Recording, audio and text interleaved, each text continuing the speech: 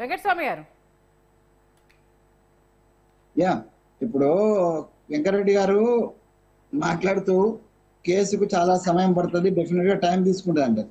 కానీ ఇదే వెంకరెడ్డి గారితో సహా భారతీయ జనతా పార్టీ ప్యానలిస్ట్ అంతా కూర్చొని ఇక్కడ బండి సంజయ్ కావచ్చు, సరే కిషన్ రెడ్డి గురించి నేనేం మాట్లాడదలుచుకోలేదు, బండి సంజయ్ కావచ్చు, ఇంకా మిగతా మిత్రులు అందరు కూడా ఏమంటారనంటే మీరు ఈ దర్యాప్తు చేయలేదు, ఆ దర్యాప్తు చేయలేదు, ఇంకా పూర్తి చేయలేదు అని మరి ఇక్కడ కూడా ప్రశ్నలు లేవనెత్తిన సందర్భం ఉన్నది. కాబట్టి ఈ ద్వంద్వ నీతి మానుకోవాలి. ఇప్పుడు మీరు అక్కడ కేసుకు సమయం తీసుకుంటుంది అన్నప్పుడు ఈడ కూడా కేసులు తెలంగాణకు సంబంధించినటువంటి కేసులకు కూడా సమయం తీసుకుంటుంది అనేది అది మీరే అర్థం చేసుకోవాలి. దాని మీద ఎక్కువ నేను లోతుకు వెళ్ళటం లేదు.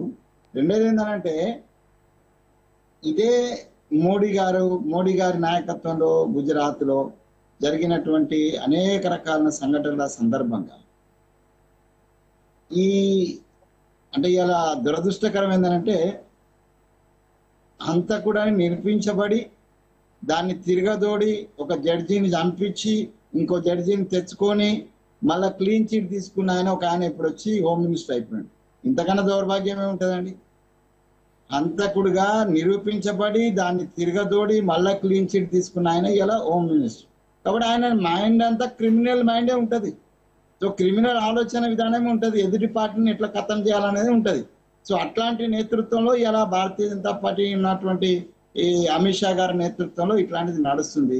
సరే క్రిమినాలిటీ లేకపోతే ఏది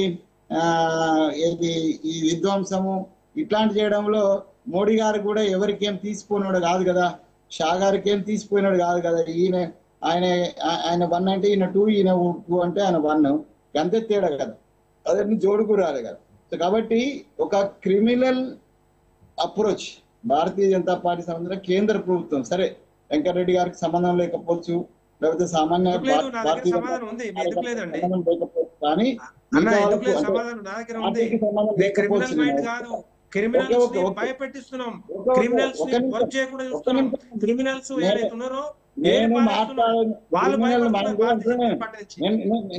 నేను మిమ్మల్ని ఏమంటున్నా అంటే సామాన్య భారతీయ జనతా పార్టీ కార్యకర్తకు దీంతో సంబంధం లేకపోవచ్చు, లేదు కూడా లేదని నేను కూడా మిమ్మల్ని కూడా నేను కార్యకర్తగా లేకపోతే సామాన్య కార్యకర్తగానే నేను అనుకుంటున్నా. సో మిమ్మల్ని నేను ఏమంటున్నా వ్యక్తిగతంగా, సో నేనేమంటున్నా అంటే ఒక క్రిమినల్ ఐడియాలజీ ఉన్నటువంటి 2 వ్యక్తుల నేతృత్వంలో కేంద్ర ప్రభుత్వం నడుస్తుందని అంటున్నా నేను. సో ఆ ప్రభుత్వం యొక్క ఆలోచన విధానము వాళ్ళ స్లోగనే కదండి, వాళ్ళ స్లోగనే కదా, కాంగ్రెస్ ముక్త భారత్. ప్రజాస్వామ్య దేశంలో నక్సలైట్లని ఇప్పటిదాకా మనం ఎరాడికేట్ చేయకపోయినాం, బ్యాండ్ ఆర్గనైజేషన్స్ నే ఎరాడికేట్ చేయకపోయినాం. ఒక ప్రజాస్వామ్యయుతంగా పెరిగినటువంటి దేశ స్వాతంత్రం తెచ్చినటువంటి ఒక పార్టీ కాంగ్రెస్ ముక్త భారత్. వాళ్ళు దాని బదులుగా భ్రష్టాచార ముక్త భారత్ అని ఉంటే అందరం అప్రిషియేట్ చేసేవాళ్ళం మోడీ గారిని కూడా. కానీ ఆయనే పెద్ద భ్రష్టాచారి కాబట్టి ఆయన ఆ మాట అనడు, కాంగ్రెస్ ముక్త భారత్ అని అంటాడు. కాబట్టి ఒక నిమిషం, కాబట్టి నేనేమంటానంటే